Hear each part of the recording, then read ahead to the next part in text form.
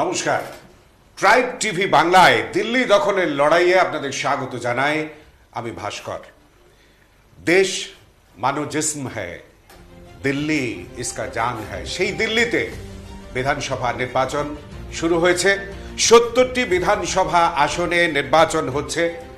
৬৯৯ জন প্রার্থীর ভাগ্য নির্ধারণ করছেন, রাজনৈতিক ভাগ্য নির্ধারণ করছেন ১,৫৬,০০,০০০ ভোটার।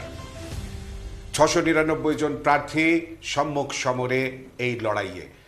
দিল্লির দিকে বিশেষ নজর রাখা যেমন হচ্ছে, তেমনি কেন দিল্লির দিকে বিশেষ নজর রাখতে হবে এই বিধানসভা নির্বাচনে, তা বিশ্লেষণের জন্য স্টুডিওতে দুজন বিশিষ্ট অতিথি উপস্থিত রয়েছেন। তাদের সঙ্গে আলাপ করিয়ে দেব। রয়েছেন সম্পাদক টিএমসি আইটি সেলের অর্পণ ব্যানার্জি। অর্পণ, আপনাকে স্বাগত ট্রাইব টিভি বাংলায়। রয়েছেন অর্কপ্রভ সরকার, বিশিষ্ট সাংবাদিক, রাজনৈতিক বিশ্লেষক। অর্কদা, স্বাগত ট্রাইব টিভি বাংলার এই বিশেষ অনুষ্ঠানে। আপ কি হ্যাট্রিক করতে পারবে, নাকি বিজেপি এবার দিল্লির মসনদ দখল করবে? নরেন্দ্র মোদী সরকার ইতিমধ্যেই দেশ শাসন করছে, কিন্তু মোদী সরকারের অশ্বমেধের ঘোড়া আটকে গিয়েছে দিল্লিতে। আর সে অর্থে বলতে গেলে দুই জায়গা, আমাদের পশ্চিমবঙ্গ এবং দিল্লি, যেখানে মহিলা শাসিত প্রধান রয়েছেন, মহিলা শাসক রয়েছেন, সেই দুটো জায়গাতে এসেই নরেন্দ্র মোদীর অশ্বমেধের ঘোড়া আটকে গিয়েছে। প্রথমেই অর্কদার কাছে জানতে চাইব, অর্কদা, কি মনে হয় নরেন্দ্র মোদীর অশ্বমেধের ঘোড়া এই দুটো জায়গায় আটকে যাওয়ার মূল কারণ কি? এবার তো আটকাবে না। এবার তো যা ফিডব্যাক এখনো অব্দি পেয়েছি, আপের আসন সংখ্যা সম্ভবত ৩০-এর নিচে নেমে যাবে। আগের বার ওরা পেয়েছিল ৬২টা আসন, এবার আপের আসন সংখ্যা ৩০-এর নিচে নেমে যাবেন। ওই আতিশি মারলে না, যিনি কালকাজি কেন্দ্র থেকে লড়াই করছেন রমেশ বিধুরির বিরুদ্ধে, প্রচণ্ড চাপের মুখে আছেন। আমার মনে হয় যে এবার ওনার ওখানে জেতার সম্ভাবনা একটু সমস্যা আছে। অরবিন্দ কেজরিওয়াল জিতে যাবেন সিলিন্ডার মার্চিনে। সৌরভ ভারদ্বাজেরও জেতার সম্ভাবনা আছে গ্রেটার কৈলাস থেকে। এবং মনীষ সিসোদিয়া, তিনি তার নিজের কেন্দ্র পরিবর্তন করেছেন, তিনিও কিন্তু কঠিন চ্যালেঞ্জের মুখে পড়েছেন। এবার যা খবর পাচ্ছি, আপের বিরুদ্ধে মানুষের ক্ষোভ তৈরি হচ্ছে। তার কারণ হচ্ছে কেজরিওয়ালের উত্থান হচ্ছে দুর্নীতি বিরোধী লড়াই করে। সেই কেজরিওয়াল আন্না হাজারেকে বানপ্রস্থে পাঠিয়ে নিজে দুর্নীতিতে যুক্ত হয়ে পড়েছেন। আবগারি কেলেঙ্কারির অভিযোগে তার জেল খাটতে হয়েছে। তার দীর্ঘদিনের সহকর্মী মনীষ সিসোদিয়াও প্রায় ১.৫ বছর জেলে ছিলেন।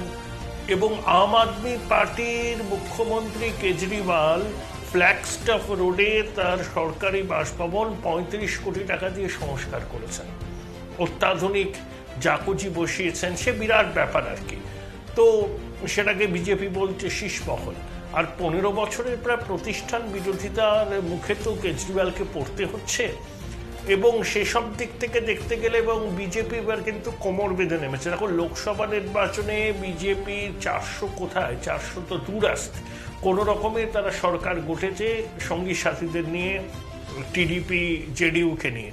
কিন্তু তারপর হরিয়ানায় কংগ্রেসের জেতা ম্যাচ ছিনিয়ে নিয়েছে বিজেপি। মহারাষ্ট্রে অপ্রত্যাশিত ফলাফল করেছে বিজেপি। তো এবারে যে গ্রাউন্ড রিপোর্ট আছে, আমি আনবায়াসলি বলছি, অনেক সাংবাদিক আমার লোকজন যারা আছেন, তারা এই যে এখন বাজে গড়িতে ৩টে বেজে গেছে, তো তারা বলছেন যে এবার আপের আসন সংখ্যা ৩০-এর নিচে নেমে যাওয়ার সম্ভাবনা। কেউ কেউ বলছেন ২৫ থেকে ২৭, বিজেপি সেক্ষেত্রে ৪৪ থেকে ৪৭। কংগ্রেস একটি আসন পেতে পারে মুসলিম ডমিনেটেড এরিয়ায়, কিন্তু কংগ্রেস অনেক জায়গায় ভোট কাটবে, অনেক ভোট পাবে, ১০-১২% ভোট বেশ কিছু জায়গায় পেয়ে আপের যাত্রা ভঙ্গ করবে। অর্থাৎ রাজনৈতিক বিশ্লেষক তথা সাংবাদিক অর্কপ্রভ সরকার কিছুটা নয়, বেশ খানিকটাই এগিয়ে রাখছেন বিজেপিকে। দেখুন, আজ অরবিন্দ কেজরিওয়ালের অস্তিত্বের লড়াই, স্বচ্ছতার ভাবমূর্তি নিয়ে, প্রতিমূর্তি নিয়ে ভারতীয় রাজনীতিতে নিজেকে প্রতিষ্ঠা করে রাজনৈতিক কেরিয়ার শুরু করেছিলেন অরবিন্দ কেজরিওয়াল। কিন্তু আবগারি দুর্নীতি শুধু আপের দলগত ইমেজ নয়, ব্যক্তি কেজরিওয়ালের ভাবমূর্তিকেও অনেকখানি ক্ষতিগ্রস্ত করেছে। জেলেও যেতে হয়েছে কেজরিওয়ালকে। বিজেপির দুর্নীতির অভিযোগ, নাকি কেজরিওয়ালের পুরনো ইমেজ, কার প্রতি আস্থা রাখে দিল্লিবাসী, সেদিকে আজ নজর থাকছেই। আমাদের সঙ্গে রয়েছেন অর্পণ ব্যানার্জি। অর্পণ, দিল্লির এই বিধানসভা নির্বাচনে দুর্নীতি কত বড় ইস্যু হতে চলেছে বলে মনে করেন?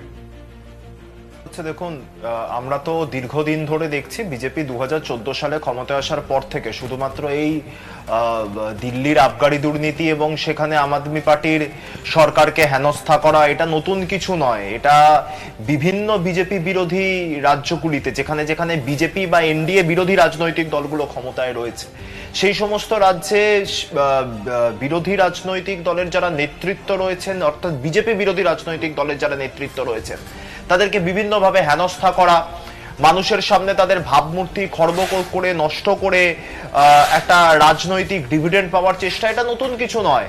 আমরা 2013 সাল থেকে 2014 সাল থেকে দেখছি বিজেপি ক্ষমতায় আসার পর থেকেই কার্যত বাংলার ওপর আক্রমণ শুরু হয়েছে। মদন মিত্র, পরবর্তীকালে সুদীপ বন্দ্যোপাধ্যায়, তাপস পাল এবং আরো অনেকে গ্রেপ্তার হয়েছেন এবং যাদের বিরুদ্ধে যাদের গ্রেপ্তার করা হয়েছে তারা হয় 1 বছর, 2 বছর, 1.5 বছরের মাথায় জামিনও পেয়ে গিয়েছেন পার্থ চট্টোপাধ্যায় বাদে।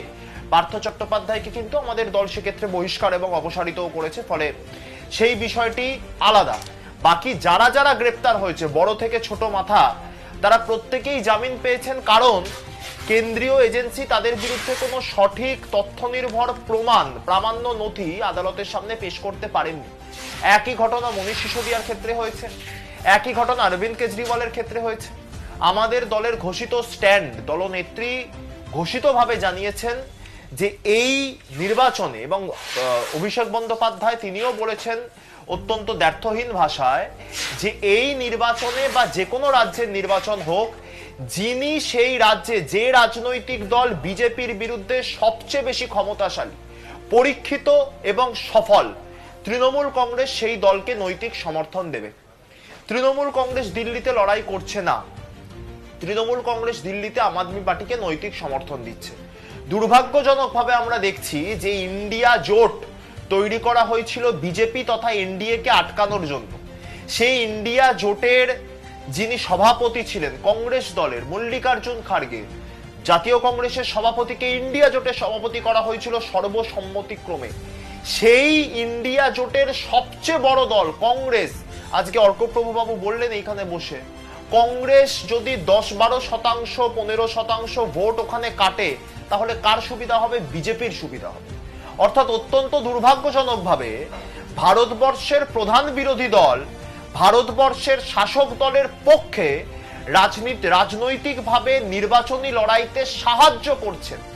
এর থেকে বড় লজ্জাজনক নজির আমার মনে হয় ভারতবর্ষের রাজনীতিতে দ্বিতীয় কিছু হতে পারে না। তবে আমার ব্যক্তিগত ধারণা বা আমাদের সর্বভারতীয় তৃণমূল কংগ্রেসের পক্ষ থেকে বিভিন্ন যারা অ্যাসেসমেন্ট করছেন, ইনফ্যাক্ট আমার রাজ্য সভাপতি দেবাংশু ভট্টাচার্য তিনিও অ্যাসেসমেন্ট করেছেন প্রায় 2013-14 সাল থেকে তিনি এই বিষয়গুলোর সাথে যুক্ত। এটা কোনো এক্সিট পোল বা কোনো সমীক্ষার হিসাব নয়, এটা আমাদের অভিজ্ঞতা এবং সেই দিল্লিতে বসবাসকারী মানুষদের সঙ্গে কথা বলে যেটুকু উপলব্ধি করতে পেরেছি। অর্কপ্রভু বাবুরা দীর্ঘদিনের সাংবাদিকতার সাথে যুক্ত, তাদের কাজকর্মের মাধ্যমে তাদের অভিজ্ঞতা অনেক বেশি।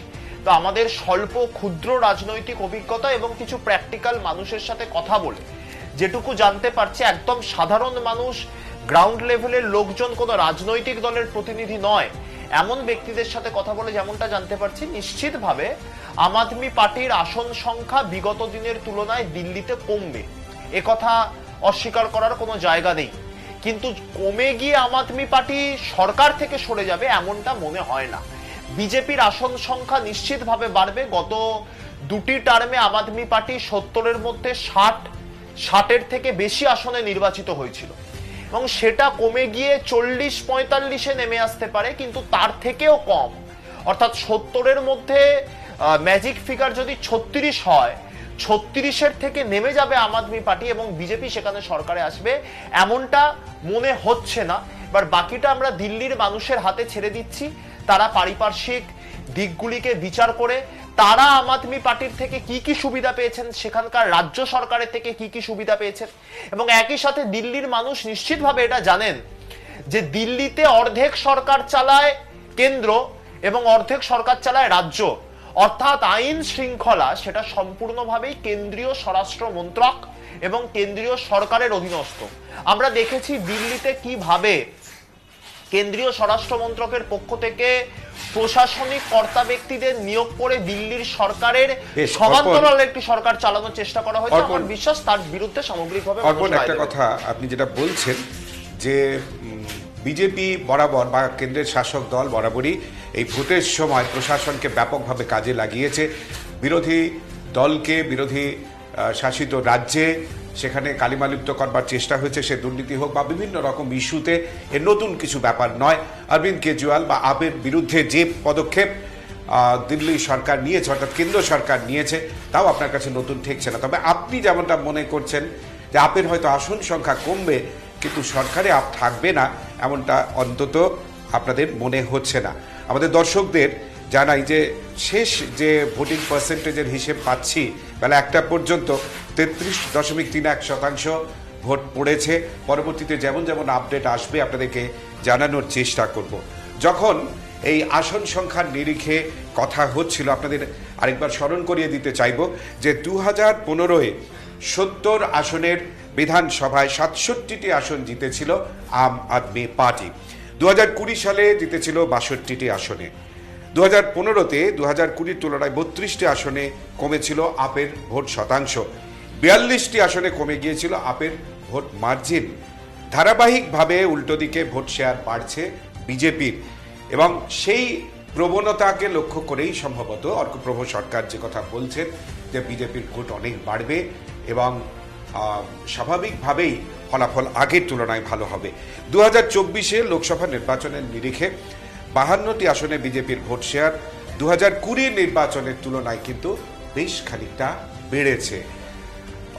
অর্পণ যে কথা বলছে যে আপ ক্ষমতায় থাকছে, আসন হয়তো কমবে, ভোট পার্সেন্টেজ কমবে এবং সেটাই স্বাভাবিক। আপনি কতখানি এর সঙ্গে একমত? বা অর্পণ যে কথা অরবিন্দ কেজরিওয়াল নিজেই তো বলেছেন আসন সংখ্যা কমবে, এবং কয়েকদিন আগে ওর প্রাক্তন 8জন বিধায়ক দল ছেড়ে দিলেন।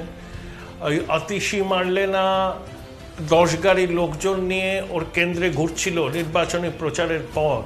তারপরে ওখানকার একজন ওর আতিশীর একজন সমর্থক পুলিশকে চড় মারে, এফআইআর হয়, গ্রেপ্তার হয়। ভোটের দিন মুখ্যমন্ত্রীর দপ্তরের 2জন কর্মী 5 লক্ষ নগদ টাকা নিয়ে ধরা পড়েছে। আপ এবার প্রচণ্ড চাপে আছে। কেজরিওয়াল তো হার স্বীকারই করে নিয়েছেন। যখন মুখ্যমন্ত্রী বলেন যে আসন সংখ্যা কমবে, সেটা কেজরিওয়ালের অ্যাসেসমেন্ট। আমি যাদের সাথে কথা বলেছি তারা অনেকে আপের সমর্থক, কয়েকজন আবার খুব নিরপেক্ষ সাংবাদিকতা করেন সর্বভারতীয় চ্যানেলে, রাজনীতি সম্পর্কে ওয়াকিবহাল। আমার নিজের নিষ্ঠুয়ার কাছে ওখানে আমি 30-এর নিচে আপ নেমে যাবে, কিন্তু তার মানে এই নয় যে আপ দুলিশ্বাত হয়ে যাবে। আসন সংখ্যার বিচারে প্রাপ্ত ভোটকে বিচার করা যাবে না। অনেক আসনের ফলাফল খুব ন্যারো মার্জিনে হবে। হ্যাঁ, আর কংগ্রেস তো ওখানে লড়বে না কেন? তৃণমূল তো গোয়াতে লড়তে গেছিল। গোয়াতে তৃণমূল না লড়লে সেখানে কি বিজেপি সরকার করতে পারত? প্রত্যেকটা রাজনৈতিক দলের অধিকার আছে তারা নির্বাচনে প্রতিদ্বন্দ্বিতা করতে পারেন। মানুষকে ঠিক করতে হবে বিজেপি বিরোধী শক্তি হিসাবে তারা কাকে বেছে নেবেন। একদিকে বিজেপির সমর্থকরা, অন্যদিকে বিজেপি বিরোধী সমর্থকরা। বিজেপি বিরোধী সমর্থকরা যদি মনে করেন যে তারা কংগ্রেসকেই বিজেপির বিরুদ্ধে প্রথম বিকল্প হিসাবে দিল্লিতে মেনে নেবেন, তাহলে আপ দুলিশ্বাত হবে। যদি সেটা না হয়, কংগ্রেস কয়েকটা পকেটে ভালো ফল করবে। প্রত্যেকটা রাজনৈতিক দলের অধিকার আছে তারা নির্বাচনে প্রতিদ্বন্দ্বিতা করার। কংগ্রেস 15 বছর ওখানে শাসন করেছিল। শীলা দীক্ষিতের সময় দিল্লির উন্নতি হয়, কিন্তু কমনওয়েলথ গেমস এবং তার সঙ্গে যুক্ত দুর্নীতির অভিঘাত করে।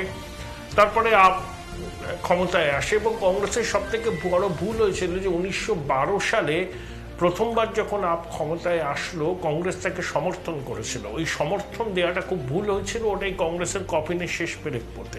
আর লোকসভা নির্বাচনে আপ আর কংগ্রেসের মধ্যে আসল সমঝোতা হয়, কিন্তু কর্মীদের মধ্যে কোনো সমঝোতা হয়নি।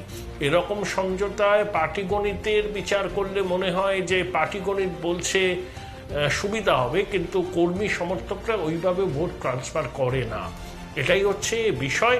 তবে যেটা হচ্ছে বিজেপি দেখুন হারুক বা জিতুক, ওরা একটা নির্বাচন হয়ে যাওয়ার পরেই সঙ্গে সঙ্গে ঝাঁপিয়ে পড়ে পরবর্তী নির্বাচনের জন্য।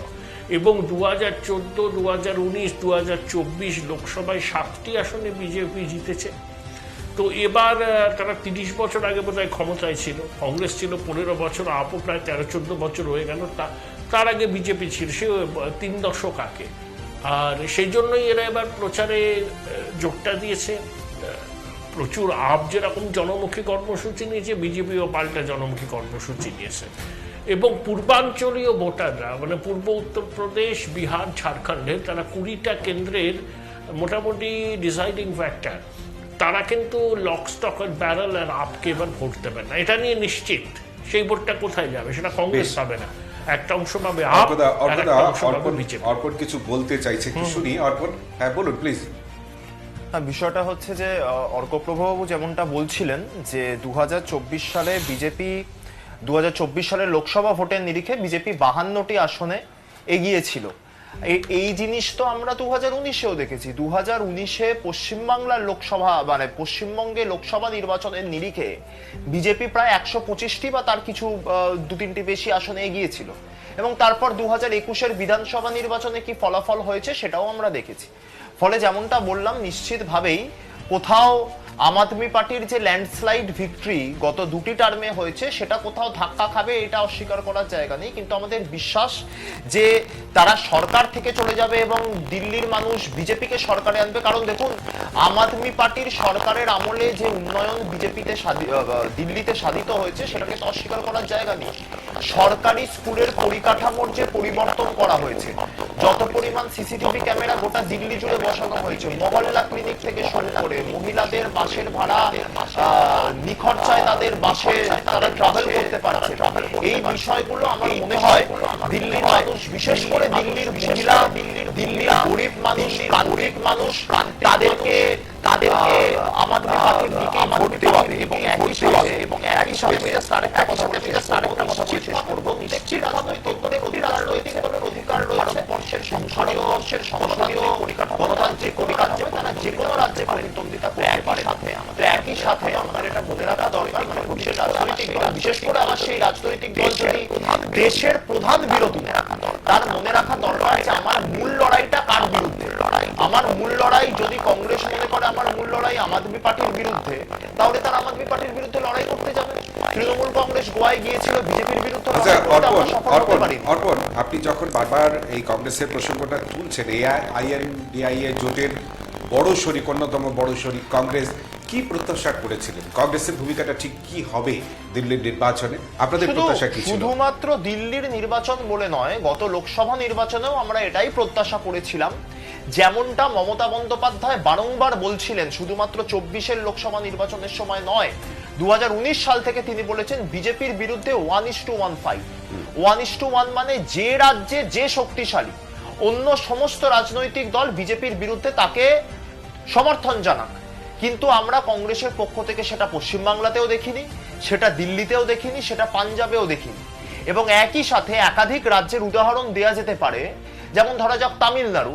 এইরকম একাধিক রাজ্য রয়েছে যেখানে কংগ্রেস লোকসভায় ভালো ফল করেছে তার জোট সঙ্গীর ওপর ভরসা করে। ফলে আমরা ভেবেছিলাম যে হয়তো হরিয়ানায় যে ঘটনা ঘটেছে, হরিয়ানায় বিজেপি বিরোধী সরকার প্রতিষ্ঠিত হবার একদম সঠিক সময় ছিল, কিন্তু শেষ মুহূর্তে আমরা দেখলাম সেটা হলো না এবং শেষ লগ্নে বিজেপি বাজিমাত করলো। সেখানে কংগ্রেসের নির্বুদ্ধিতা, কংগ্রেস নেতৃত্বের অপদার্থতা, সেটার পুনরাবৃত্তি দিল্লিতে হবে না। অন্তত দিল্লিতে বিজেপি বিরোধী সরকার যাতে অব্যাহত থাকে সেই লক্ষ্যে কংগ্রেসের নেতৃত্ব তারা নিজেদের অবস্থান স্পষ্ট করবে, কিন্তু সেটা আমরা দেখলাম না। এবার বাকিটা নিশ্চিতভাবে যারা সংশ্লিষ্ট আরো ইন্ডিয়া জোটের শরিক ছিলেন বা রয়েছেন তারা সিদ্ধান্ত নেবেন যে কতটা এই জোটটাকে সামনের দিকে এগিয়ে নিয়ে যাওয়া যায়, নাকি এটাকে এখানেই স্টপ বা পজ করা যায়। অর্কপ্রভ সরকার আমাদের সঙ্গে রয়েছেন, অর্পণ ব্যানার্জি রয়েছেন। অর্কদা, তোমার কাছে জানতে চাইব, কংগ্রেসের যে ভূমিকা রাখার কথা, AIADIA জোটের অন্যতম বড় শরিক হিসেবে দিল্লিতে হওয়া উচিত ছিল, তেমনটা হয়নি যেমনটা বলছেন অর্পণ, আপনি এ প্রসঙ্গে কি বলতে চাইবেন? আমি প্রথম কথা আপকে বিজেপির সফট অ্যালি বলে মনে করি। হ্যাঁ, ও বিজেপির একটা ট্রোজান হর্স। আর আপ তো গুজরাটে প্রতিদ্বন্দ্বিতা করতে গেছিল, ওখানে তো লড়াই ছিল কংগ্রেস বনাম বিজেপি। আপ বোধহয় একটা দুটো আসনও পেয়েছে, বেশ কয়েক জায়গায় ভোট কেটে কংগ্রেসের যাত্রা ভঙ্গ করেছে। তো আপকে এবং কেজরিওয়ালকে আমি মনে করি ও একটা অ্যানার্কিস্ট। ও একদম anarchist, ambitious and corrupt politician. BJP হিন্দুত্বের কথা বলে, কেজরিওয়ালও হিন্দুত্বের কথাই বলে। কেজরিওয়ালও হনুমান মন্দিরে যায়, যেতেই পারে, আমার কোনো আপত্তি নেই। বিজেপি যেমন প্রকাশ্যে বলে আমরা হিন্দু জাতীয়তাবাদী পার্টি, আর কেজরিওয়ালও কিন্তু প্রায় একই সুরে বলে। এবং কেজরিওয়াল গুজরাটে কি করতে গিয়েছিল কংগ্রেসের যাত্রা ভঙ্গ করতে। এবং শীলা দীক্ষিতকে যে ভাষায় অরবিন্দ কেজরিওয়াল আক্রমণ করেছিলেন সেটা সমস্ত রকম শালীনতা বিরোধী ছিল। এবং যে লোক আন্না হাজারের হাত ধরে লাইমলাইটে এলো, সেই আন্না হাজারেকে বানপ্রস্থে পাঠিয়ে দিল। এবং আন্না আক্ষেপ করেছিলেন যে রাজনীতিতে সৎ থাকা প্রয়োজন, এবং কেজরিওয়াল সেই পথ থেকে সরে গেছেন। কেজরিওয়ালের রাজনৈতিক ভবিষ্যৎ আর কিছু অবশিষ্ট নেই। এবং দিল্লিতে যে বিপর্যয় হতে যাচ্ছে আমি শিওর আপ 30-এর নিচে আসন পাবে। অর্থাৎ অর্কদা বলছেন যে অরবিন্দ কেজরিওয়ালেরও বানপ্রস্থে যাওয়ার সময় হয়ে গিয়েছে, মানে এই নির্বাচন তাকে বানপ্রস্থের রাস্তায় দেখিয়ে দেবে। বিজেপি বিরোধী লড়াইয়ে আমি যদি মনে করি, আমি খুব ইম্পার্শিয়ালি বলছি, একমাত্র যিনি আপোষহীন লড়াইটা লড়ছেন তিনি মমতা বন্দ্যোপাধ্যায়। এগুলো হচ্ছে সব বিজেপির Trojan horse, B team, Arvind Kejriwal. একটা মুভমেন্টের মাধ্যমে কংগ্রেসের অপশাসনের বিরুদ্ধে লড়াই করে ক্ষমতায় এসেছিল, ক্ষমতায় এসে দুর্নীতিতে জড়িয়ে পড়ে। তার খেসারত এবারের নির্বাচনে আম আদমি পার্টিকে দিতেই হবে। কিছুতেই 30-এর উপর আম আদমি পার্টির আসন যাবে না। অর্পণ যে কথা বলছে, এবং এটা তো আমরা দেখেছি যে কেন্দ্রের শাসক দল যে রাজ্যে বিজেপি বিরোধী সরকার রয়েছে, সেই রাজ্যে নির্বাচনের আগে তার প্রশাসন যন্ত্রকে ব্যাপকভাবে ব্যবহার করেছে। থানা পুলিশ বলুন, ইডি বলুন, যেমন হেমন্ত সোরেনের কথা আমরা বলতে পারি, অরবিন্দ কেজরিওয়ালের কথা বলতে পারি। এগুলোও তো মিথ্যে নয়, উড়িয়ে দেওয়া যায় না। অর্কদা, না, ইডি সিবিআই কি এর তো ন্যারেটিভ। দুর্নীতির অভিযোগ উঠলে ইডি যাবে, সিবিআই যাবে, প্রমাণ করার দায়িত্ব তাদের। হেমন্ত সোরেন ধোয়া তুলসী পাতা নন, আর অরবিন্দ কেজরিওয়ালের ধোয়া তুলসী পাতা নন। তাহলে ধোয়া তুলসী পাতা কারা? সীতারাম ইয়েচুরি, ধোয়া তুলসী পাতা কারা? প্রকাশ কারাট, বিমান বসু, এদের মতো এরকম কোনো অভিযোগ যাদের সঙ্গে বিজেপির মতাদর্শগত লড়াই আছে, কই তাদের অফিসে বা বাড়িতে তো ইডি সিবিআই যায় না। এরা এই আঞ্চলিক দলগুলো, বিশেষ করে ঝাড়খণ্ড মুক্তি মোর্চা, বিশেষ করে আম আদমি পার্টি বলুন, এরা বেসিক্যালি রাজ্যটাকে নিজের জমিদারি বলে মনে করে, এবং ক্ষমতায় থাকার সুবাদে ঝাড়খণ্ডে প্রাকৃতিক সম্পদ লুট করে। কেজরিওয়ালকে দেখুন না, 35 কোটি টাকা খরচ করে নিজের বাড়ি রিনোভেট করেছে। সে যখন দুর্নীতি বিরোধী কথা বলে, একটা আচ্ছা, এটা আমি এই পরিপ্রেক্ষিতে প্রশ্ন করতে চাইবো যে বাড়ি তৈরি করেছেন কেজরিওয়াল, তিনি যদি মুখ্যমন্ত্রী না থাকেন, দিল্লির মুখ্যমন্ত্রী তো সেই বাড়ি ব্যবহার করবেন, যিনি মুখ্যমন্ত্রী হন। ও কি আশা করে যে ও ক্ষমতা থেকে সরে যাবে? ও এখনো আশাবাদী কোন রকমের ক্ষমতায় টিকে থাকবে। আর একটা প্রেডিকশন করে রাখলাম, যদি ধরুন 30-এর উপরেই পেল, 40টা আসন পেল, শপথ নিতে পারবে না, তার আগে অপারেশন লোটাস হয়ে যাবে দিল্লিতে। এবার বিজেপি সরকার করবে, নিঃসন্দেহে থাকুন। ভোটের ফল যাই হোক না কেন, দিল্লিতে সরকার গড়বে বিজেপি, কোনো সন্দেহ নেই। আমার অর্পণ কি বলবে? এটা আমি একদমই সহমত যে যদি একদমই ক্লোজ ফাইট হয় আসন সংখ্যার নিরিখে, তাহলে সেখানে এই যে অপারেশন লোটাসের কথা অর্ক প্রভাবও বলছিলেন, সেটা নিশ্চিতভাবে হবে। আর এটা তো শুধুমাত্র দিল্লি নয়, আমরা দেখেছি কিভাবে মহারাষ্ট্রে একদম রানিং গভর্নমেন্টকে ফেলে দেওয়া হয়েছে একনাথ শিন্ডে, পরবর্তীকালে অজিত পাওয়ার, তাদেরকে নিজেদের দিকে টেনে নিয়ে। ভারতীয় জনতা পার্টির নেতৃত্বাধীন এনডিএ যারা কেন্দ্রে শাসন ক্ষমতায় রয়েছে, তারা শাসনদণ্ডের অপব্যবহার করে দেশের গণতান্ত্রিক পরিকাঠামোকে ভেন্টিলেশনে পাঠিয়ে দিয়েছে, এবং সেই ভেন্টিলেশন থেকে দেশের গণতান্ত্রিক পরিকাঠামোকে চিরতরে নিঃশেষ করে দেবার যে চেষ্টা করা হচ্ছে, আমরা সর্বভারতীয় তৃণমূল কংগ্রেস, আমরা মমতা বন্দ্যোপাধ্যায়ের নেতৃত্বে নিশ্চিতভাবে পশ্চিমবাংলাতে বিজেপির সেই চক্রান্তকে বারংবার আটকে দিয়েছি। আমরা বাংলার মানুষের কাছে তার জন্য নত শিরে চিরকৃতজ্ঞ, চিরঋণী যে তারা আমাদেরকে এমন ল্যান্ডস্লাইড ভিক্টরি দেন যে যাতে বিজেপি কিছুই করে উঠতে পারে না, উল্টে বিজেপির লোকেরা আমাদের দলে আসতে চেয়ে কালীঘাটে ক্যামাক স্ট্রিটে ধর্ণা দিয়ে বসে থাকে। তো বিষয়টা সেটা নয়। আমি একটা কথা যেটা এখানে না বললেই নয়, সেটা হচ্ছে যে বিজেপির সম্পূর্ণ পরিকাঠামো ব্যবহার করার পরেও আমরা তো, এটা তো নতুন কিছু নয়, আমি এই বিষয়টাতে অর্কপ্রভু বাবুর সাথে সহমত। আমি জানি না যে অরবিন্দ কেজরিওয়াল যদি 42-45টাও আসন পায়, সেখানে যে ওই বাকি 5টা 6টা 8টা 9টা বিধায়ক থাকবে তাদেরকে ভাঙিয়ে নিয়ে, কারণ আমরা দেখলাম নির্বাচনের আগে খুব সম্ভবত 5 থেকে 7 জন আপ বিধায়ক বিজেপিতে যোগদান করেছেন নির্বাচনের প্রাক্কালে। যারা টিকিট পাননি, এটাও মেনশন করে দেওয়া উচিত যে তারা টিকিট পাননি তাই বিজেপিতে গিয়েছেন, যেমন অর্জুন সিং বিজেপি থেকে তৃণমূল কংগ্রেসে এসেছিল, দল টিকিট দেয়নি, আবার বিজেপিতে গিয়ে হেরে রাজনৈতিক ক্যারিয়ার শেষ হয়ে গেছে। তো একই সাথে আমার বিশ্বাস যে দিল্লির মানুষ এই সমস্ত বিষয়গুলোকে মাথায় নিয়েই সরকার নির্বাচন করবে, এবং যেভাবে দিল্লিতে যেহেতু বিজেপি বিরোধী রাজনৈতিক দল সরকার চালাচ্ছে, তার জন্য দিল্লির সাথেও যেভাবে বিমাতৃসুলভ আচরণ করা হয়েছে এবং সেখানকার প্রশাসনকে বারংবার কুক্ষিগত করে রাজ্য সরকারের সাথে একটা প্যারালাল রাজ্য সরকার চালানোর চেষ্টা করা হয়েছে, তার বিরুদ্ধে দিল্লির শুভবুদ্ধি সম্পন্ন মানুষ তাদের সুচিন্তিত মতামত দেবেন। অর্পণ যে কথা বললেন সেই কথার সূত্র ধরে, এবং অবশ্যই করে অর্কপ্রভু সরকারও সেই কথার উল্লেখ করেছেন যে কোনোভাবেই হোক না কেন দিল্লিতে সরকার করবে বিজেপি।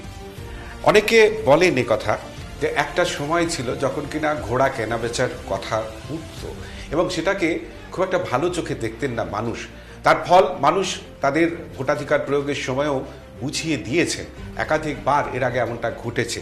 কিন্তু অনেকের মতে এখন যে এই ঘোড়া কেনা বেচাকে শিল্পের পর্যায়ে নিয়ে গিয়েছে কেন্দ্রের শাসক দল, যদি এমনটা মনে করেন তারা, বলেন তারা, সেটা কি খুব ভুল বলা হবে? অর্কদা, আমি তো বলছি যে অপারেশন লোটাস হতেই পারে, এটা বিজেপি কোনো রকম, এসব আমরা বলি স্টুডিওতে বলি, অর্পণরা বলে, বিজেপি এগুলোকে কোনো গুরুত্বই দেয় না। ওরা ওদের প্রিন্সিপালটা খুব স্পষ্ট, যে কোনো মূল্যে ক্ষমতায় আসতে হবে, যে কোনো মূল্যে, মার্ক বাই ওয়ার্ড।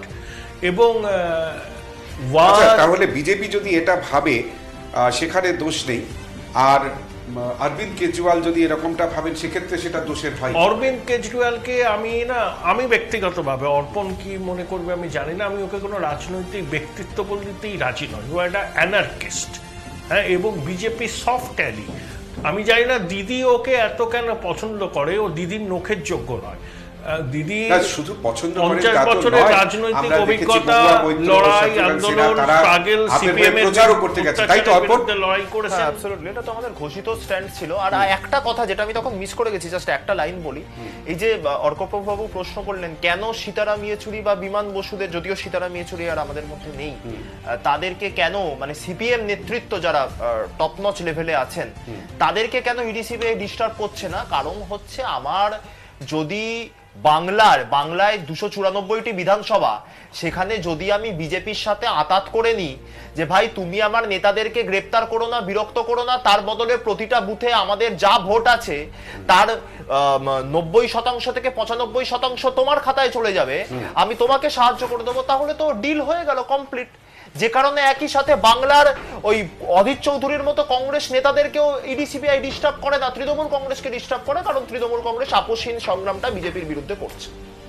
বেশ, অর্কদা, যে কথা তুমি বলছো যে রাজনৈতিক ব্যক্তিত্ব হিসেবেই মনে করো না অরবিন্দ কেজরিওয়ালকে, কিন্তু আমি যেটা জানতে চাইছি, দেখো শীলা দীক্ষিতের সময় বলো, মানে কংগ্রেসের সময় বলো, বিজেপির সময় বলো বা আপের সময়, অর্পণ যে কথাটা বলছিল এটা তো একেবারে উড়িয়ে দেওয়া যাবে না। দিল্লিবাসী সেটা দেখেছেন যে সংস্কারমূলক কাজকর্ম কিন্তু কিছুটা হয়েছে, যা পূর্ববর্তী সরকারের সময় হয়নি।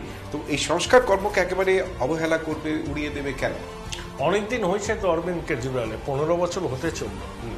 আর দিল্লির মানুষ, ঠিক আছে, মহল্লাকে সেই সব নিয়ে অনেক প্রশ্ন আছে, দিল্লি স্কুল নিয়ে অনেক প্রশ্ন আছে, এগুলো সব বেরোচ্ছে, ওই ডিটেলসের মধ্যে আমি যেতে চাই না। দিল্লির মানুষের অরবিন্দ কেজরিওয়ালের প্রতি মোহভঙ্গ হয়েছে, সবার নয়, অনেকের হয়েছে। এবং 1,55,00,000 তো ভোটার, ঠিক কথা আমি জানি না, ওরকমই হবে হয়তো দিল্লিতে, বা তার 1,56,00,000 ওই রকম বললাম। হ্যাঁ, তো কত পার্সেন্ট পোলিং হয় আমার ধারণা শেষ পর্যন্ত 67-68% পোলিং হবে। এবং একটা জিনিস আমরা বলে যাচ্ছি, এখন কিন্তু একটা হিন্দু কনসলিডেশন হচ্ছে। দেখুন, বিজেপিকে ঠেকাতে গিয়ে তুমি নরম হিন্দুত্বের লাইন নিলে যারা হিন্দু আছেন, যারা বিজেপিকে ভোট দেন, তারা আপকে বা অন্য দলকে বিজেপির বিকল্প বলে মানবে না। আপনাকে একটা অন্য পাথ নিতে হবে। সেই পাথটা অরবিন্দ কেজরিওয়াল নেননি। তিনি বিজেপি যে হিন্দুত্বের রাজনীতি করেন সেটা কাউন্টার করবার জন্য একই রকম একটু নরম অবস্থান নিয়ে হিন্দুত্বের রাজনীতি করেছেন। হনুমান মন্দির করেছেন, রাম কথা করেছেন, অযোধ্যায় বোধহয় সবাইকে নিয়ে গেছিলেন প্রবীণ মানুষদের রামলালা দর্শনের জন্য। অর্থাৎ বিজেপি যে রাজনীতিটা করে, কেজরিওয়াল সেটাকেই নিজের মতো করে। এবং গুজরাটে কি করতে গিয়েছিল অরবিন্দ কেজরিওয়াল? ও গেছিল যাতে 25 বছরের অ্যান্টি ইনকামবেন্সি নরেন্দ্র মোদীর দলকে আঘাত না করে, যেখানে ভোট কেটে কংগ্রেসের যাত্রা ভঙ্গ করা যায়। তো সেই জন্যই আমি তো বলি যে প্রত্যেকটা রাজনৈতিক দলেরই এই অধিকার রয়েছে ক্ষেত্র সেখানে প্রসারিত করার। এতে তো অন্যায় কিছু নেই। এবার রাজনৈতিক সমঝোতার ক্ষেত্র হলে সেটা আলাদা বিষয়। কংগ্রেসেরও দিল্লিতে লড়াই করার অধিকার আছে, তৃণমূলেরও গোয়াতে ত্রিপুরাতে লড়াই করার অধিকার আছে, আপেরও গুজরাটে লড়াই করার অধিকার আছে। তাই কংগ্রেস দিল্লিতে লড়াই করে বিজেপির সুবিধা করে দিচ্ছে, এই ন্যারেটিভ আমি মানতে রাজি নই। তাহলে একই কথা বলা যায়, আপও গুজরাটে গিয়ে লড়াই করে বিজেপির সুবিধা করে দিয়েছে। অর্থাৎ প্রত্যেকটা রাজনৈতিক দল যাত্রা যেখানে খুশি নির্বাচনে প্রতিদ্বন্দ্বিতা করুক, মানুষের উপর ছেড়ে দিক তারা কাকে তাদের পছন্দের দল বা প্রার্থী হিসাবে মনোনয়ন করবে। বেশ, আমাদের সঙ্গে রয়েছেন অর্কপ্রভ সরকার, সাংবাদিক, রাজনৈতিক বিশ্লেষক, রয়েছেন অর্পণ ব্যানার্জি, সম্পাদক, টিএমসি আইটি সেল। আপনাদের জানাই, দিল্লি বিধানসভার নির্বাচন চলছে। 70টি আসনের নির্বাচন, 1,56,00,000 ভোটার, 699 জন প্রার্থীর রাজনৈতিক ভাগ্য নির্ধারণ করছেন। ট্রাইব টিভি বাংলায় দিল্লি দখলের লড়াই এখন সময় হয়েছে একটা ছোট্ট বিরতি। তবে বিরতিতে যেতে যেতে আপনাদের জানাই যে ত্রিমুখী লড়াই দিল্লি বিধানসভার নির্বাচনে চলছে, অর্থাৎ আপ, বিজেপি এবং কংগ্রেসের, তাদের দলের তরফে এই নির্বাচন প্রসঙ্গে ঠিক কি বলা হলো সেই বক্তব্য শুনতে শুনতেই চলে যাব দিল্লি দখলের লড়াইয়ে একটা ছোট্ট বিরতিতে। সঙ্গে থাকুন, দেখতে থাকুন ট্রাইব টিভি বাংলা, বাংলার আপন। ট্রাইব টিভি বাংলায় দিল্লি দখলের লড়াইয়ের পরবর্তী অংশে বিরতির পর আবারও ফিরে এলাম আমি, ভাস্কর। আর আমার সঙ্গে স্টুডিওতে উপস্থিত রয়েছেন এই অনুষ্ঠানে সম্পাদক, টিএমসি আইটি সেল অর্পণ ব্যানার্জি, রয়েছেন বিশিষ্ট সাংবাদিক, রাজনৈতিক বিশ্লেষক অর্কপ্রভ সরকার। আপনারা জানেন যে দিল্লিতে বিধানসভা নির্বাচন চলছে। 70টি বিধানসভা আসনে নির্বাচনে সম্মুখ সমরে 699 জন প্রার্থী তাদের ভাগ্য নির্ধারণ করছেন, রাজনৈতিক ভাগ্য নির্ধারণ করছেন 1,56,00,000 ভোটার। প্রসঙ্গক্রমে আমরা আমাদের অতিথিদের কাছে যাওয়ার আগে জানাই যে আজ সকালবেলায় অরবিন্দ কেজরিওয়াল, আপ সুপ্রিমো, তিনি টুইট বার্তা করেছেন, নরেন্দ্র মোদী করেছেন, রাহুল গান্ধী করেছেন। তো এক্স হ্যান্ডেলে অরবিন্দ কেজরিওয়াল যে কথা লিখেছেন, গুন্ডাগর্দি হারেগি, দিল্লি জিতেগি। স্ক্রিনে দেওয়া রয়েছে, আপনাদের হয়তো দেখতে অসুবিধে হচ্ছে, আমি একটু পরে শোনাই আপনাদের। प्यारे दिल्लीवासियों, आज वोट का दिन है। आपका वोट सिर्फ एक बटन नहीं, ये आपके बच्चों के उज्जवल भविष्य के नींव है। अच्छे स्कूल, बेहतरीन अस्पताल और हर परिवार को सम्मानजनक जीवन देने का अवसर है। आज हमें झूठ, नफरत और डर की राजनीति को हराकर सच्चाई, विकास और ईमानदारी को जिताना है। खुद भी वोट करें और अपने परिवार, दोस्तों, पड़ोसियों को वोट देने में प्रेरित करें। गुंडागर्दी हारेगी, दिल्ली जीतेगी। অরবিন্দ কেজরিওয়াল, আপ সুপ্রিমোর এক্স স্যান্ডেলে বার্তা দিল্লিবাসীর উদ্দেশ্যে। এবং আপনাদের জানাই যে ভোট গ্রহণ শুরুর অল্প কিছুক্ষণ আগেই দিল্লির মুখ্যমন্ত্রী তথা আম আদমি পার্টির কালকাজি আসনের প্রার্থী আতিশির বিরুদ্ধে থানায় এফআইআর দায়ের করে পুলিশ। সরকারি কাজে বাধা দান এবং আদর্শ আচরণবিধি ভঙ্গের অভিযোগে বিভিন্ন ধারায় গোবিন্দপুরী থানায় অভিযোগ দায়ের হয়েছে। প্রসঙ্গক্রমে একথাও আরেকবার বলবো যে আপ সুপ্রিমো অরবিন্দ কেজরিওয়াল যে কথা দিল্লিবাসীকে বলেছেন, গুন্ডাগর্দি হারেগি, দিল্লি জিতেগি। আমি অর্পণের কাছে জানতে চাইব যে অরবিন্দ কেজরিওয়ালের এই এক্স স্যান্ডেলে বার্তার কি তাৎপর্য? না, যেটা বলতে চেয়েছেন বলে আমার মনে হয় সেটা হচ্ছে গুন্ডাগার্দি বলতে বিজেপি পরিচালিত এনডিএ যে কেন্দ্রীয় সরকার, সেই কেন্দ্রীয় সরকার যেভাবে, এই তো প্রথমবার নয় যে আতিশিজির বিরুদ্ধে এরকম অভিযোগ করা হলো, এর আগে যেভাবে তারা তাদের এজেন্সিগুলোকে কাজে লাগিয়েছে, এবং তাছাড়া আমরা দেখেছি প্রশাসনিক স্তরে রদবদল করে কিভাবে সমান্তরাল রাজ্য সরকার চালানোর প্রচেষ্টা করা হয়েছে দিল্লিতে। আম আদমি পার্টির নেতৃত্বাধীন যে রাজ্য সরকার, দিল্লিবাসী যে রাজ্য সরকারকে পরস্পর দুবার নিরঙ্কুশ সংখ্যাগরিষ্ঠতায় নির্বাচিত করেছিলেন, প্রায় 90% আসনে, পরপর দুবার প্রায় 90% আসনে নির্বাচিত হয়েছিল যে সরকার, সেই সরকারকে ফেলে দেবার চক্রান্ত করা হয়েছে, সেই সরকারকে ডিস্টার্ব করা হয়েছে, বিরক্ত করা হয়েছে, দিল্লির উন্নয়নকে স্তব্ধ করে দেবার চেষ্টা করা হয়েছে, এবং এটা করা হয়েছে সম্পূর্ণ গাজোয়ারির মাধ্যমে।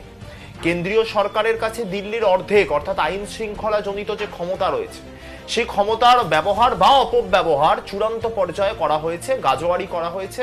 তার বিরুদ্ধেই আমার মনে হয় যে দিল্লির প্রাক্তন মুখ্যমন্ত্রী তথা আপ সুপ্রিমো এই বার্তা দিয়েছেন। এবার বাকিটা দিল্লির মানুষ নির্ধারণ করবেন। দেখুন, খুব স্পষ্ট হিসাব, আমি তো আম আদমি পার্টির পক্ষ থেকে আসিনি, কিন্তু যেটা মমতা বন্দ্যোপাধ্যায়ের বক্তব্য, নেত্রী বারবার বলেছেন বিগত দিনে এবং এখনো, যে যেখানে বিজেপির বিরুদ্ধে শক্তিশালী তার প্রতি আমাদের নৈতিক সমর্থন থাকবে।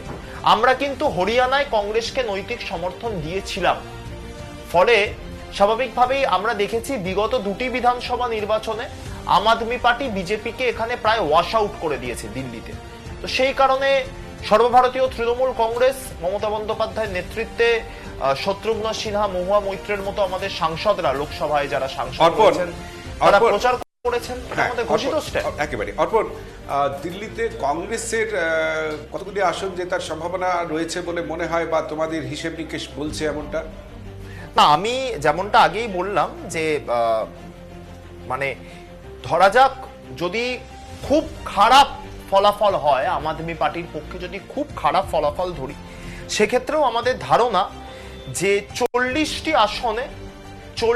আসনে প্রায় আম আদমি পার্টি +- 40 আম আদমি পার্টির নির্বাচিত হওয়া উচিত, এবং একই সাথে +-16 এতগুলি আসনে ভারতীয় জনতা পার্টির নির্বাচিত হওয়া উচিত, এবং একই সাথে 40 এবং 16তে দাঁড়াচ্ছে 56। বাকি 14টি আসনকে আমরা ক্লোজ ফাইট রাখছি, যার মধ্যে 6টি অত্যন্ত কাছাকাছি, অত্যন্ত কাটে কাটাক্কার আমরা যেটাকে বলছি, এবং সেই 6টি আসন বাদ দিলে আরো 8টি আসন আমরা ধরছি বিজেপির পক্ষে 2টি এবং আম আদমি পার্টির পক্ষে 6টি। যে 6টি আসনের কথা তুমি বলছো, সেই 6টি আসন কি যেখানে নির্ণায়ক শক্তি মুসলিম ভোট, সেই সমস্ত জায়গাগুলোর কথা বলছো?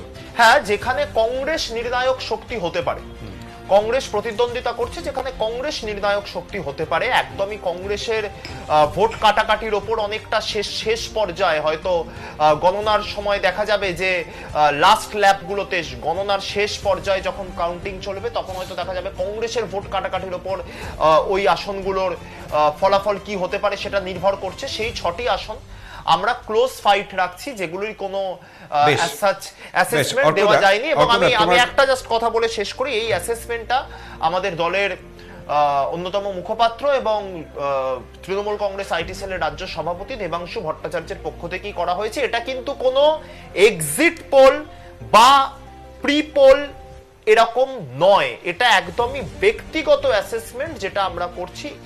এর ধারণাটা আমরা জাস্ট, তুমি আরেকবার এটা রিপিট করো প্লিজ। টিএমসির আপের কতগুলো আসন এক্সপেক্ট করছো? 40টি আসন এবং আরো 6টি আসন +- বেশ। বিজেপির 16টি আসন, 2টি আসন +- এবং 6টি আসন ক্লোজ ফাইট। আচ্ছা, বেশ, ধন্যবাদ অর্পণ। আমরা অর্কদার কাছে যাব, অর্কপ্রভ সরকার। অর্কদা, যদিও এটা এক্সিট পোলের কথা প্রশ্ন নয় বা প্রি এক্সিট পোলের কথাও নয়, সম্পূর্ণ ব্যক্তিগত একটা জায়গা থেকে বিশ্লেষণ, যে কথা বলছেন আমাদের অর্পণ, আমি তোমার কাছে জানতে চাইবো যে তোমার হিসেবটা ঠিক কিরকম? আমি তো বললামই যে আপ 25 থেকে 27টি আসন পাবে, বিজেপি 44 থেকে 47, কংগ্রেস একটি বা নাও পেতে পারে, কিন্তু বিজেপি 44টাই পাক বা 47টাই পাক, অনেক আসনের ফলাফল একবারে লাস্ট ল্যাপে গিয়ে ঠিক হয়। হ্যাঁ, দিল্লিতে জনগোষ্ঠীর 12.68% হচ্ছে মুসলিম ভোট, আর দলিত ভোট হচ্ছে 16.92%। সাম্প্রতিক কালে যেটা লক্ষ্য করা গেছে যে দলিতরা কিন্তু ভরসা রাখছেন আপেই। প্রধানমন্ত্রী মোদী অবশ্য ঘোষণা করেছেন যে কোনো বস্তি ভাঙা হবে না, এবং তাই নয়, দলিতদের জন্য বেশ কিছু প্রতিশ্রুতিও দিয়েছে বিজেপি। কোন কিসের উপর ভিত্তি করে আপের বিরুদ্ধে 15 বছরের অ্যান্টি ইনকামবেন্সি আছে, কেজরিওয়ালের বিরুদ্ধে অভিযোগ আছে, ওর সরকারি বাসভবনকে শীষমহল বানিয়েছে, মনীষ সিসোদিয়ার বিরুদ্ধেও অভিযোগ আছে। মনীষ সিসোদিয়া হারবে, এটা মিলিয়ে নেবেন আমার কথা। ও কেন্দ্র পরিবর্তন করেছে, ও হারবে। আতিশিও কিন্তু হারবে কালকাজি থেকে, এটাও আমার কথা মিলিয়ে নেবেন যেদিনকে ভোটের ফল বেরোবে। তো আগে কি হয়েছিল, কবে ঘি খেয়েছি সেই আঙুল আমি চুষবো নাকি? দিল্লির মানুষ কেন, দেশের মানুষও বোকা না। 15 বছর প্রায় সুযোগ দিয়েছে আপকে। আপ কিছু সে তো কিছু কেন্দ্রেও মোদী সরকারকে সুযোগ দিয়েছেন মানুষ, দেশের মানুষ দিয়েছে তো। হ্যাঁ। এবার তো আসন কমিয়ে দিয়েছে মোদী সরকার, স্টার ওয়ার্নিং কমিয়েছেন, কিন্তু হ্যাঁ। ভরসা রেখেছেন মোদীতেই। হ্যাঁ। তেমনটা দিল্লির ক্ষেত্রে হতে পারে না। না, এবার হবে না, এবার হবে না, আমার ধারণা এবার হবে না। আবার ধারণা বলছে, এটা কিন্তু কোনো এক্সিট পোল নয়। আমি যাদের সাথে কথা বলেছি তারা কিন্তু আপেরই সমর্থক অনেক, এবং অনেক সিনিয়র জার্নালিস্ট যারা দিল্লির ভোটার, তারা বলছেন কাটে টাক্কার, কিন্তু শেষ হাসি বিজেপি এবার হেসে ফেলবে। ইলেকশন সরকার যে কথা বলছেন, ইলেকশন ম্যানেজমেন্ট অন্যরকম জিনিস, সেটা ম্যাজিক বিজেপি ফিগারের ধারে কাছেই থাকবে না আপ। এবং বিজেপি যে কোনো ভাবেই হোক না কেন সরকার গঠন করবে। তবে যে আসনের পরিসংখ্যান বলছেন যে বিজেপি অন্তত 44টি আসন, একটু দুটি কম বেশি হতে পারে, কিন্তু 44টি আসন দখলে রাখবে এমনটা মনে করছেন। আমি অর্পণের কাছে জানতে চাইবো, অর্পণ, বিজেপি তো যে কোনোভাবেই হোক না কেন সরকার গঠন করবে, ম্যাজিক ফিগারের আশেপাশে থাকলেও সরকার গঠন করবে বলছে। কংগ্রেস যদি তোমাদের কথা মতো এই যে 6টি আসন কাটে কি টাক্কর হতে পারে বলছো বা এগিয়ে থাকবে এমনটা হয়, নির্বাচন পরবর্তী পর্যায়ে কংগ্রেসের সঙ্গে বোঝাপড়া হতে পারে না? দেখুন, সেটা তো অ্যাবসলিউটলি আম আদমি পার্টি এবং কংগ্রেসের অভ্যন্তরীণ সমীকরণের হিসাব। এই বিষয়ে আমাদের কিছু বলার নেই। দলগতভাবে তো কোনো স্ট্যান্ড আমরা তৃণমূল কংগ্রেসের পক্ষ থেকে দিতে পারি না, কিন্তু নিশ্চিতভাবে আমাদের আশা থাকবে যে অন্তত ভারতবর্ষের প্রধান বিরোধী রাজনৈতিক দল হিসাবে আমরা 10 বছর পর ভারতবর্ষের সংসদে একজন বিরোধী দলনেতা পেয়েছি। এটা ভারতবর্ষের মানে পৃথিবীর সর্ববৃহৎ সংবিধান সম্মত গণতান্ত্রিক পরিকাঠামোয় আমার মনে হয় অত্যন্ত স্বাস্থ্যকর একটি ঘটনা। তো সেই নিরিখে আমাদের আশা থাকবে ভারতীয় জাতীয় কংগ্রেসের প্রতি যে তারা বিজেপিকে ঠেকানোর জন্য, বিজেপি যেমনটা অর্কবাবু বলছিলেন যে বিজেপি যেমন ক্ষমতায় আসার জন্য যা ইচ্ছা তাই করতে পারে কার্যত, কংগ্রেসও বিজেপিকে ঠেকানোর জন্য দেশের প্রধান বিরোধী রাজনৈতিক শক্তি হিসাবে তাদেরও অন্তত একটা ক্লিয়ার বিজেপি বিরোধী স্ট্যান্ড নেওয়া উচিত দিল্লির ক্ষেত্রে, এবং আম আদমি পার্টির সাথে প্রয়োজন পড়লে সমঝোতা এবং জোট করে যাতে বিজেপিকে ঠেকানো যেতে পারে। পশ্চিমবাংলাতে মমতা বন্দ্যোপাধ্যায় বারংবার 2021 সালে বাংলার মানুষের কাছে আবেদন করেছিলেন যে আপনারা তৃণমূল কংগ্রেসকে এমন সংখ্যাগরিষ্ঠতায় নির্বাচিত করুন যাতে বিজেপি তৃণমূল কংগ্রেসকে ভাঙাতে না পারে। বাংলার মানুষ মমতা বন্দ্যোপাধ্যায় সেই আবেদনে সাড়া দিয়েছেন, নিরঙ্কুশ সংখ্যাগরিষ্ঠতায় নির্বাচিত করেছেন তৃণমূল কংগ্রেসকে। 2026-এ সেই ব্যবধান আরো বাড়বে আমাদের বিশ্বাস। একই সাথে আমাদের আশা থাকবে যে ভারতীয় জাতীয় কংগ্রেস সেই রকম একটা সক্রিয় বিজেপি বিরোধী অবস্থান স্পষ্ট করবে দিল্লিতে। অর্পণ, একটা বিষয় যে তুমি যেমনটা বলছিলে আপের সম্ভাবনা আছে ক্ষমতা ধরে রাখার, অর্থাৎ হ্যাট্রিক করবার সম্ভাবনা রয়েছে। অর্কপ্রভু সরকার যে কথা বলছিলেন যে দুর্নীতির কথা, স্বৈরাচারী মনোভাবের কথা, এই সমস্ত বিষয়গুলোর পাশাপাশি আমি বিভিন্ন গণমাধ্যমে যেটা লক্ষ্য করছিলাম, দিল্লিবাসী যারা ভোটার তারা বলছেন আম আদমি পার্টির বিপক্ষে যেটা বলতে গিয়ে যে অরবিন্দ কেজরিওয়াল শুধু মিথ্যে কথা বলেন, আপ শুধু মিথ্যে কথা বলে। যদি সংস্কারের কথা হয়ে থাকে, সংস্কারের পাশাপাশি দূষণ এবং যমুনার সংস্কারের কাজ, এ তো থেকে গেছে সেই তিমিরেই যে তিমিরে ছিল। এটা কতটা বিরোধী পালে হাওয়া দিতে পারে অর্পণ?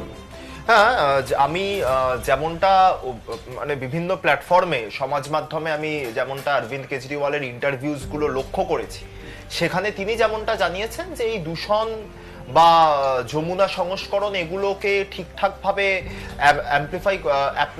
ইমপ্লিমেন্ট করার জন্য কেন্দ্রীয় সরকারেরও সহযোগিতার প্রয়োজন ছিল, যে সহযোগিতা তারা কেন্দ্রীয় সরকারের কাছে পাননি। তো এখানে তো শুধু আম আদমি পার্টি বলে নয়, পশ্চিমবাংলার ক্ষেত্রেও আমরা 100 দিনের কাজের টাকা, আবাস যোজনার টাকা, যেটা কেন্দ্রীয় সরকারের দায়িত্ব, কেন্দ্রীয় সরকার দায়বদ্ধ, প্রতিশ্রুতিবদ্ধ এগুলো দেওয়ার জন্য, কিন্তু কেন্দ্রীয় সরকার দেয়নি। বিমাতৃসুলভ আচরণ, বিজেপি বিরোধী রাজনৈতিক দল যেখানে যেখানে যে রাজ্যে সরকার চালাচ্ছে সেই রাজ্যে হয়েছে, কারণ তারা যেন তেন প্রকারেণ সাম দাম দণ্ডভেদ কাজে লাগিয়ে সরকারে গঠন করতে পারেননি সেই রাজ্যগুলোতে।